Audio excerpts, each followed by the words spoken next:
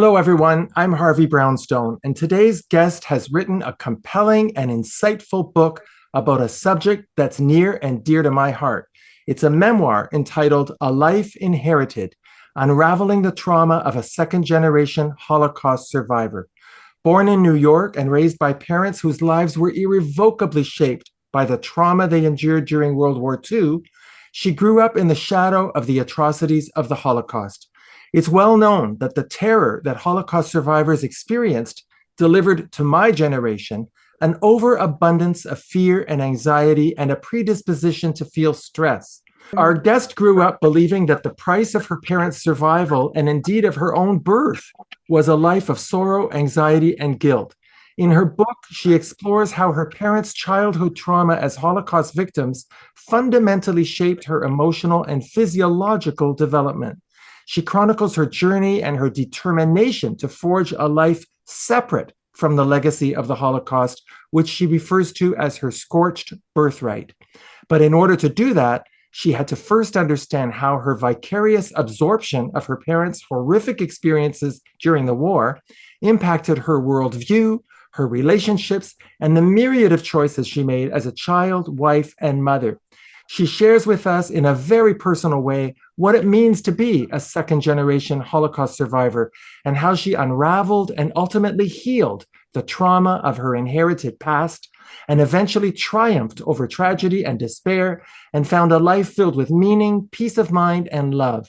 I'm delighted to welcome from Tel Aviv, Israel, Rena Lipiner Katz to our show. Rena, thank you so much for being here.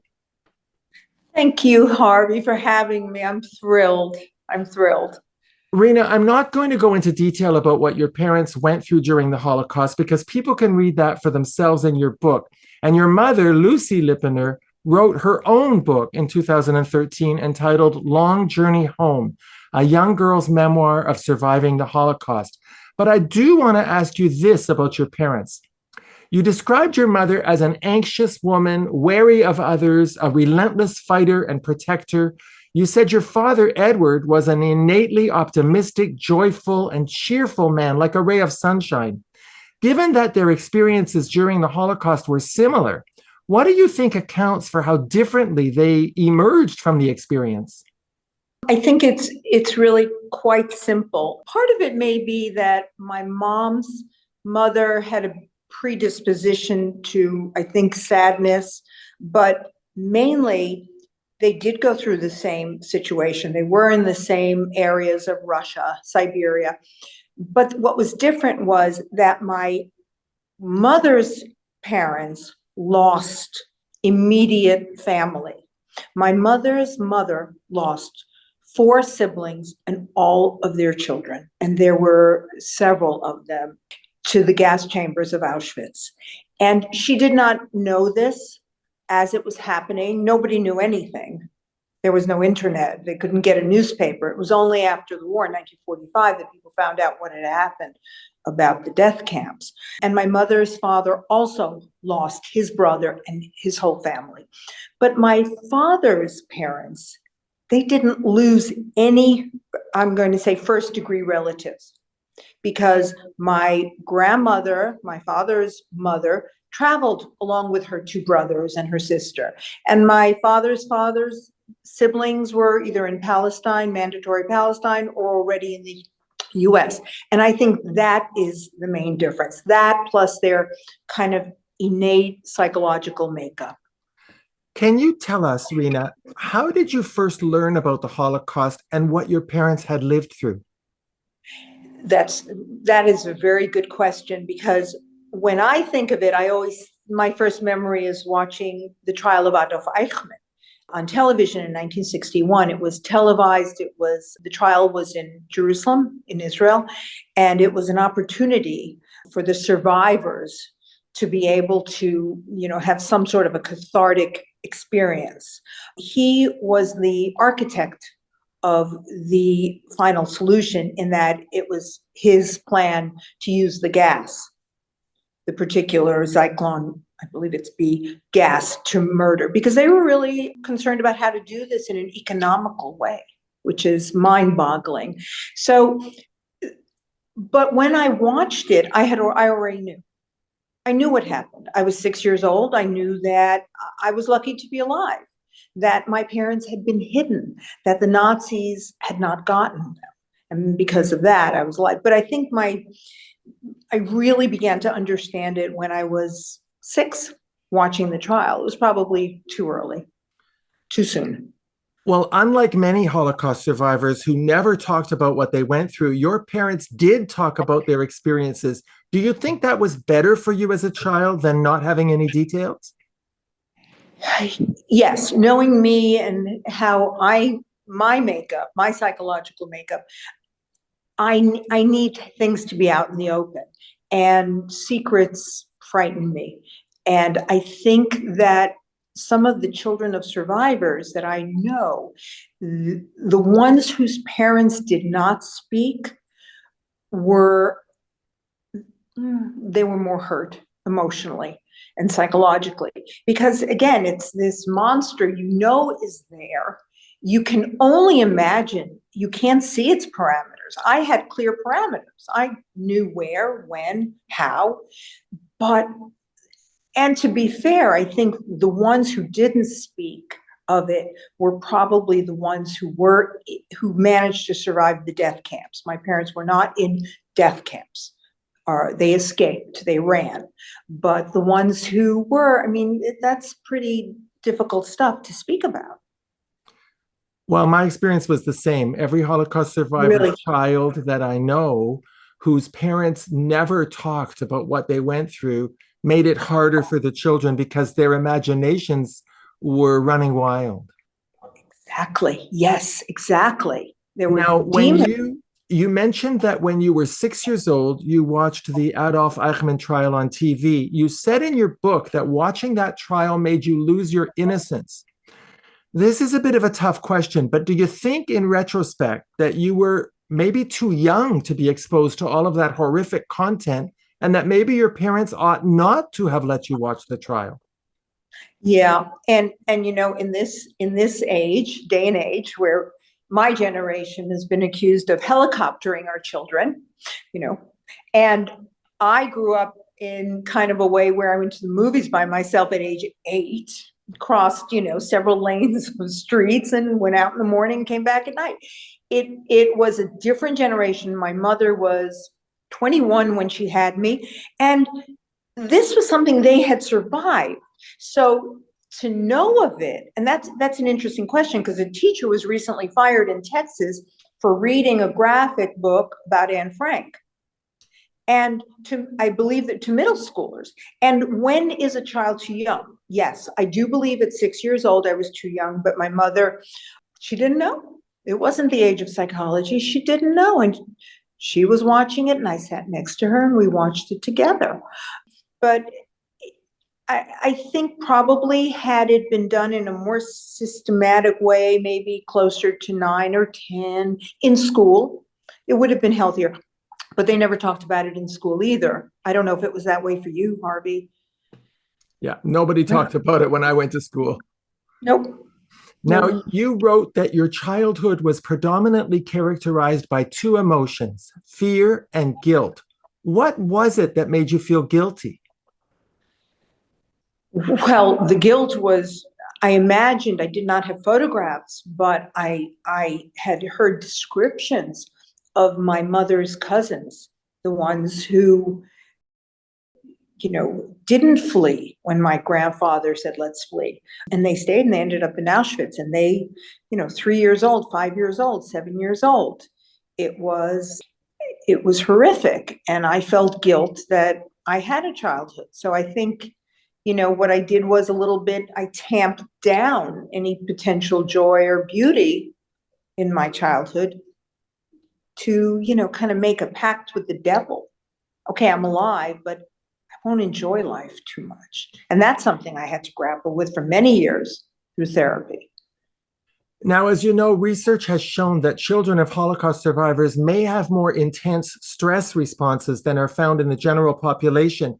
You refer to this as epigenetics, which is the study of how one's behavior and environment can cause changes in the way our genes work because of a kind of biological memory of the trauma our parents experienced. In Mhm. other words, our parents' trauma can be transgenerationally transmitted Yes, to us, correct? absolutely. And it's not that the genes are changed, but genes express proteins and there's gene expression. And it could be physical, blue eyes, brown hair, or it could be, emotional. I may have a different reaction to a tiger running by than my friend. But for example, if my mother at age 7 was terrified because her mother was missing for a few minutes looking for food, stress hormones are flooding her body. And what that does is that is changing the way her genes are adapting to that environment. And it is those changes, the ways, the how, that get transmitted to the next generation. And that has been researched. Rena, I want to read you something you wrote that really impacted me. You said, and I'm quoting you here, the Holocaust imbued nearly everything I perceived, felt, or experienced with a life or death quality, as if I lived on the edge of a precipice, manifesting as an unrelenting sense of impending catastrophe. In my mind, tragedy or forced deportation lurked just around the next corner. I was attracted to rather than repelled by disaster. My parents' childhood had bled into mine. Rena, those are very emotionally powerful words. My question to you is this: do you think your parents could have done anything differently to protect you from all of that stress? As you ask that question, I'm sure the answer today would be, of course. But I'm thinking, look what they had to deal with. They were wonderful parents. Look what they had to deal with, just assimilating this horrific experience, coming out alive, coping, with the loss of you know, my mother's aunts and uncles and cousins and the sheer numbers. I think under the circumstances, I'm going to say I think they did phenomenally well because it was the most unnatural of circumstances. And again, what my mother was determined to do was keep me and my brother physically safe. Has Maslow's hierarchy of needs. You can only deal with self-actualization and gee, what am I going to do with my life? When you have a home and you have food and you're not being hunted. She was hunted. That was her childhood from the age of 6 to 12. So, it's nuanced. I hope that answers your question. Well, it's just that I think much of the anguish as a child of a Holocaust survivor is caused by the way the Holocaust is transmitted into your brain, not necessarily the information, but how you got it. Does that make Yeah, sense? I think yes. And I think that in a better world, again, it might be taught in school with some input from parents, but still, Harvey, the information is the information. You still have to absorb that 1.5 million children were murdered, and some in the most horrific ways. So it is a tough question. I don't know, just like any genocide, I don't know that you can, in a way, make what happened in Rwanda easier for the next generation. I think it's going to be horrendous. And I think, we live in a time when we expect that our lives should be fairly free of pain, but for much of the world, there are wars going on and people are being massacred and people are hungry. So in a way, we have a very different experience, and maybe that leads us to expect it. So you're asking such great questions. You're going to make me think now for days. Well, that's what I'm known for.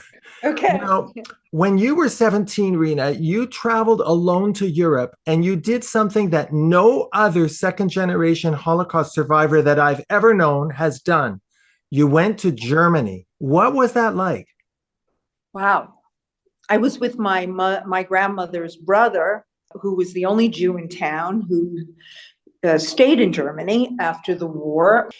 It was it was strange, but I go to Germany now sometimes, and then I remember looking at men who were probably, I'm going to say, in their 40s or 50s, And I would look at them, and it was chilling.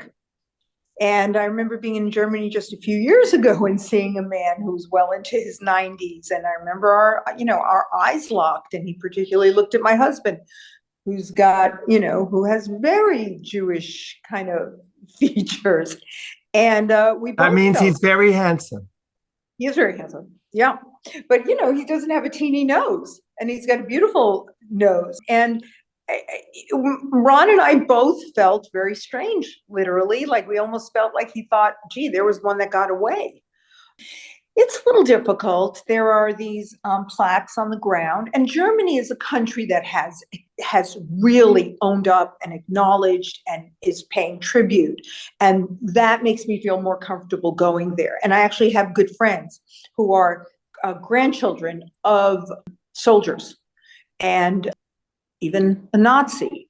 And we talk, and there is something about the way we talk. His grief is something that's knitted into him as well. His grandfather, he said, my grandfather was chasing your parents. I'm very interested in the emotional evolution you went through to arrive at a sense of inner peace. I know you went to a therapist. What was the most important thing you learned from therapy? Well, I had a lot of therapy at first. I had a lot of the talk therapy, and then I tend to obsess about these things in a way that probably exacerbated my position as a second generation child. Whereas someone might have an awful thought about a child being killed in Auschwitz, I replayed it over and over, and that's what my brain did. And so the therapy I got that was most helpful was CBT therapy, where I would kind of learn how to deal with those thoughts and learn that I don't have to keep thinking about it. It happened. It was horrific. And what I've learned since to get a sense of, I wouldn't say it's complete inner peace, Harvey, because I still feel that I wear my parents' experience. I feel like it's part of me. And again, I feel that it's like a two-pronged road where this happened. I do not push it away. I do not push the Holocaust and the tragedy away. It's with me. But I also can live my life and have joy. Are you now able to accept the absolute uncertainty of life? It's still a work in progress. It's still frightening.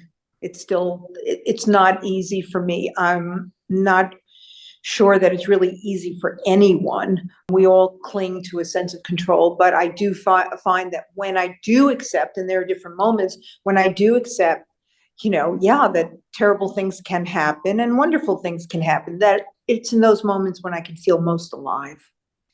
That's life. Rena, you wrote, and I'm quoting you here, after a decades-long process of integrating experiences that had never been mine to own, I came to realize that by living a life of self-oppression, rejecting the concept of fighting back, instead clutching only to guilt and fear, I was in effect acting as a proxy for the Nazis. And that was the antithesis of honoring those who had been murdered. So, Rena, how long did it take you to develop that rather cathartic insight into yourself? I think it had a lot to do with when I married my second husband, because he was very in tune to what had happened. His father fought in the war and was very concerned about Jews and Israel.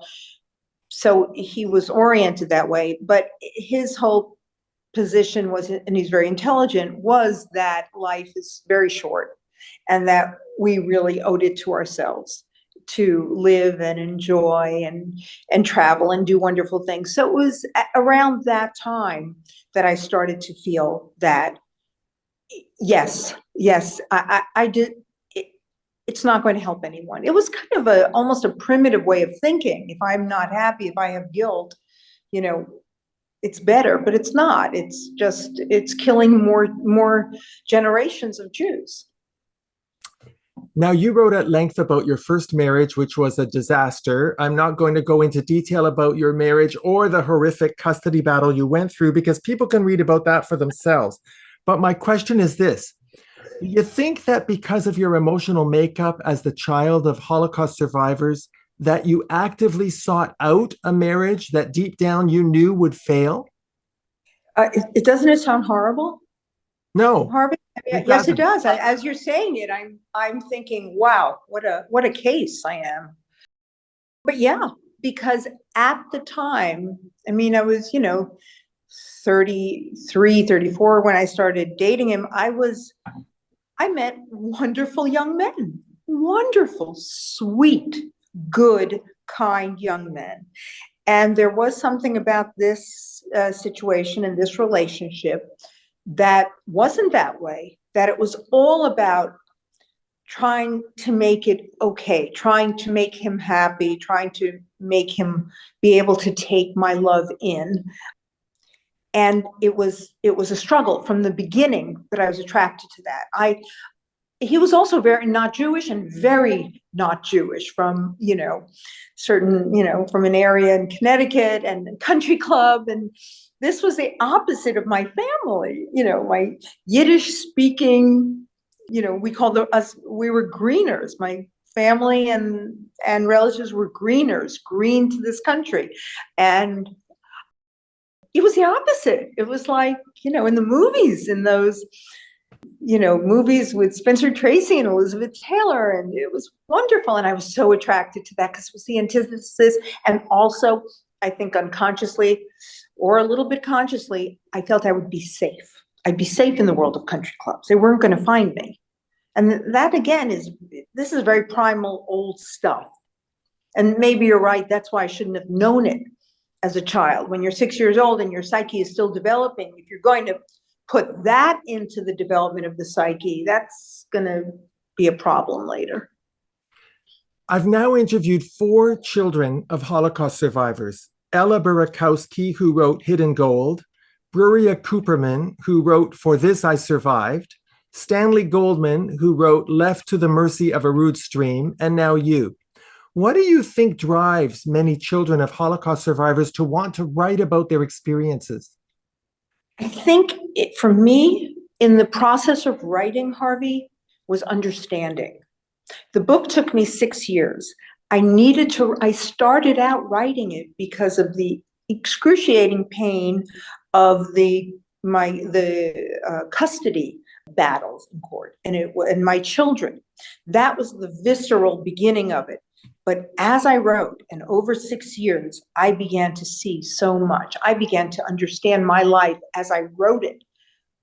It was only in rereading it and looking back that I could understand how the Holocaust and what I had inherited and my predisposition to seek out suffering had impacted everything that had happened. So I think, and to answer your question, it's a quest to understand through writing. And of course, to tell the story. We need to tell. I had lunch just the other day with a 90-year-old Holocaust survivor. And she said they were hiding. And she said, her father said, you have to survive because someone has to tell what happened. Toby Levy, she said that. Was writing the book therapeutic for you? Oh, yes, it was cathartic. I also discovered I had always been a reader, and my father had always given me books to read, especially about the Nazis and Nazi hunters. And I loved literature. So, I've done different things in my life. I was a social worker, I had a business, I was a real estate agent. I loved doing different things. But I think writing is where I feel the greatest peace. Well, you're an exceptionally gifted writer. Your prose, your choice of language is really quite remarkable. Is your mom still with us? I think she is, right? My mom, yes. What yes, does she think of your book? In the bedroom. She just officially made her aliyah at age 90. Which means that she's moved to Israel. Israel, exactly. She's an activist. She's got 30,000 Twitter followers. She fights Holocaust denial. and anti-Semitism. So what does she think of my book? She wishes I maybe I had made her sound a little nicer. Oh, Um, but she loved it. She was very thrilled that I did this. you wrote a lot about your relationship with your two sons. What do they think of the book? Well, they have not read it. Neither have my two stepdaughters. And I think no one is ready for it. If you think about it, it makes sense. Because I'm also writing about, especially with my boys, I'm writing about, some of the things that happen with their father. And that's difficult because they need to love their father. That's very critical. So I'm okay with that. And I think I chronicle the beginnings of my second marriage and falling in love.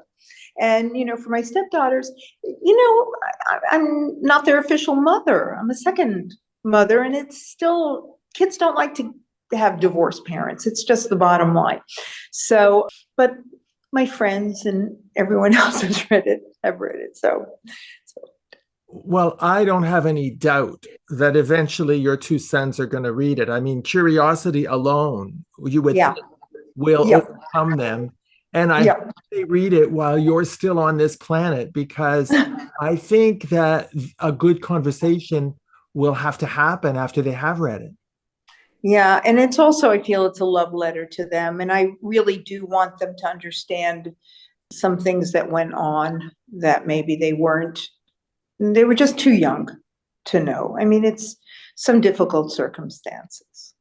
I can only tell you that I wish my mom had written a book, because I know very little about what happened to her in Algeria. They left France to go to Algeria, and I know she was saved by the nuns, but I know nothing more than that.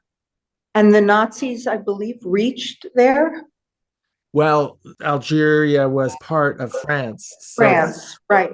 The Germans did reach there, and I don't believe they ever got to start deporting Jews, but they couldn't go to school, they lost their property. Now, in our remaining moments, I want to ask you about your decision to move to Israel. You wrote that when people asked you why you moved to Israel, your answer was that Israel was the answer to every question you never knew you had. What did you mean by that? I think that my mind operates a lot in denial. I think some people have more access to what goes on unconsciously, and I think for me that I didn't know what was missing from my life. I didn't know what wasn't complete until I came to Israel after an absence of 40 years. And we walked these streets, my husband and I, we brought my younger son here, and to kind of find himself, and he's still here. And what we felt was very primal, very visceral. It was, and I still feel it. It's this connection. I feel that we're all family. It's not that necessarily, immediate family, but there is something, when I'm riding my bike on the boardwalk and people are doing their thing, or just in a supermarket, it's different. And given what my parents, given the Holocaust, the fact of the Holocaust, that we have this and that we must hold on to it, I think it's built into the DNA, into mine, and that I recognized people and things and this land. It was very physical. It's a little difficult for me to explain, but I knew things that I didn't know were missing. Here were the answers. You're part of the majority. Interesting. Yes, but we have Arab friends, Israeli Arabs, and there's something, here in Tel Aviv, it's a nice community. And I think that there's just a feeling about this country, and this country is going through a lot of not so good things right now, but that's a separate story. But it endures. You wrote something about what it is to be Jewish that really resonated with me, Rena. You said, and again, I'm quoting you here, "Perhaps sorrow and loss are so endemic to the Jewish experience that over thousands of years, our genes learned to express the precise molecules that built resilience in the face of hostile environments, that we had in complex biological and social processes evolved to adapt to grief, to accept pain as one element of living as a Jew. Rena, now that you're living in Israel, the Jewish homeland, do you still feel that way? Oh, yes. Yes. Yes. Even more so, Harvey. I feel, and again, I love to travel, but there's sometimes I come home and I just open up. There's nothing like it. I do feel that. I feel that finally, and you never know, things change, hundreds of years go by, and look at the Roman Empire and things, countries change hands. I just hope that we can hold on to this country for Jews, because the Holocaust my mother says this, there would have been no Holocaust had there been Israel. Every year the Israeli Air Force flies fighter planes over Auschwitz on Yom HaShoah, Holocaust Memorial. It's here that I can breathe easier. It's here that it's not okay. It's never okay, but I can bear it better here. You make me want to go there and visit. Have you never been here? I was there about 10 years ago, but you make me want to go back. You come and you sit and we'll have wine and I'll take you around.